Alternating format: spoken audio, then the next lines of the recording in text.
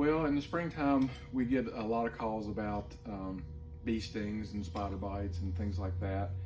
Um, Always, you just give your vet a call on that, but a lot of times Benadryl works pretty well for that.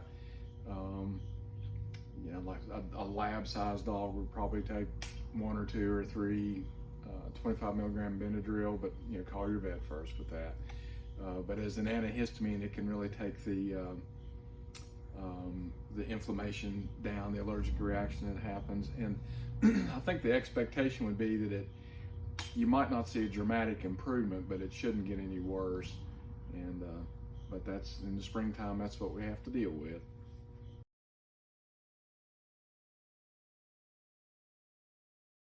With allergies that happen in the spring and summer, say, in dogs and cats, those usually present as skin type things. There can be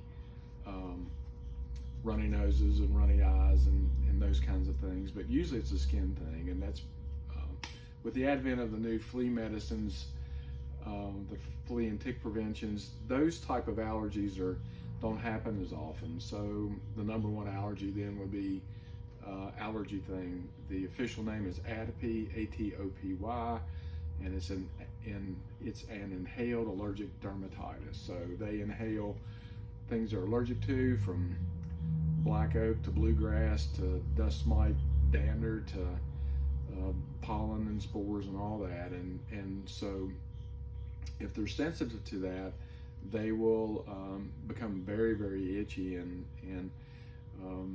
sometimes so that they'll need medicated with that.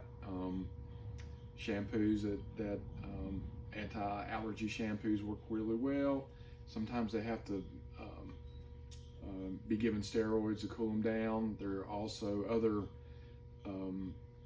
really cool medicines some are almost like an autoimmune type medications that will help keep allergies at bay. There's really cool anti-itching medicines now. One's called Apoquel, the other one's called Cytopoint, and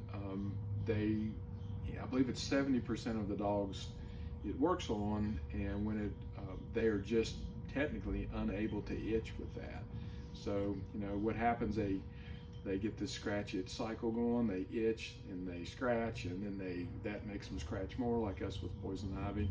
So but this is the time of year, and getting into the fall, when later into the fall they'll itch a lot too.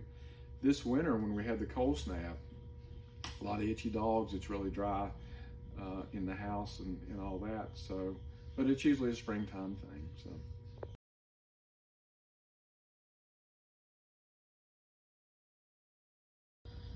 Well, with summer coming, heat stroke is something that's a concern.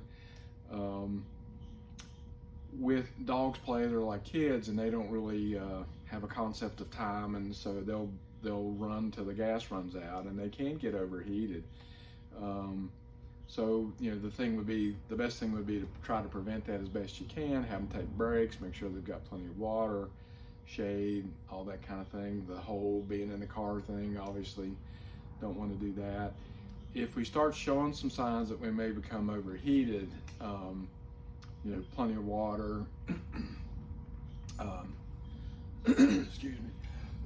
Speaking of water, but if you're starting showing signs of being overheated, just make sure they can get plenty of water, all that kind of thing. You can kind of cool them down with water or alcohol, just rubbing alcohol on their pads or maybe their ears. If they get really hot, you can kind of cool them down, just by spraying water on them. In severe cases of heat stroke, that's a vet thing, and you have to kind of strategically cool them down. You don't want to take them from 105 to 99 very, very quickly. So, if they get to where they don't eat, don't drink, not, stuporous, those kinds of things, you'd certainly want to take to the vet.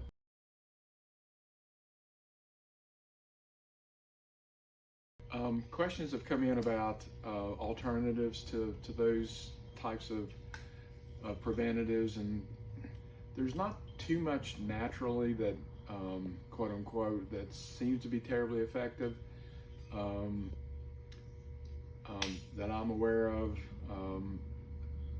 the risk of, especially with the tick thing, the risk, we in this area we see so much Lyme disease and other tick-borne diseases, that there would be the risk benefit of that.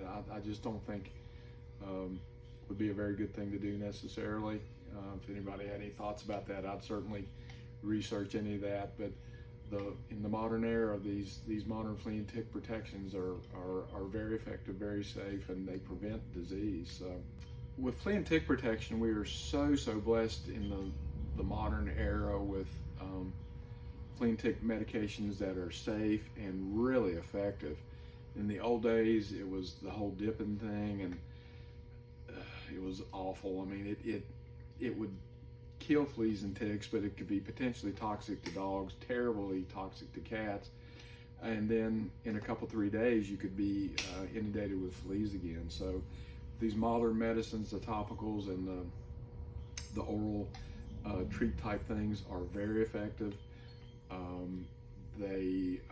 You just don't see fleas on them most of the time. Ticks, you don't see that.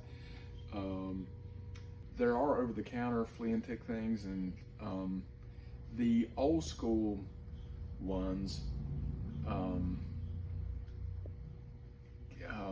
don't want to be too negative or come off as all that, but they can, most of the time they're not terribly effective, and and you would have to repeat them and all that. In the worst case scenario, they can be, they're a class of insecticide, pesticide that can be dangerous, and we've, as vets, have had dogs and especially cats come in that have very bad adverse reactions to those kinds of things. So most of the time they're not terribly effective, and in a small percentage of time, I don't want to oversell it, but they can be dangerous to dogs and cats. These medicines, they've been out long enough now that there are generic versions of them through vets that are very, they're the same thing and all that kind of thing through different manufacturers that we deal with routinely. One real quick point too, flea medications and tick medications that are bought through third-party things like Amazon and all that, the drug companies won't honor the guarantees on those. They have guarantees as far as safety and how well they work and all that. And with that, and this sounds like I'm trying to be all that, but we have had but counterfeit stuff come in, and you can kind of see from the writing on the box or the packaging that it's not right. I've had, and which is odd, I've had heartworm medication that came in one time for a dog that was having a terrible reaction to it, and they brought the box of the medicine in, which was a counterfeit heart guard, and it had 100 times the amount of the active ingredient in it, which is sort of weird. You think it would be less, but it was proudly written on the label, and the dog was having a reaction to that. So that's with the third party thing, you do have to be a little bit worried of that too. So.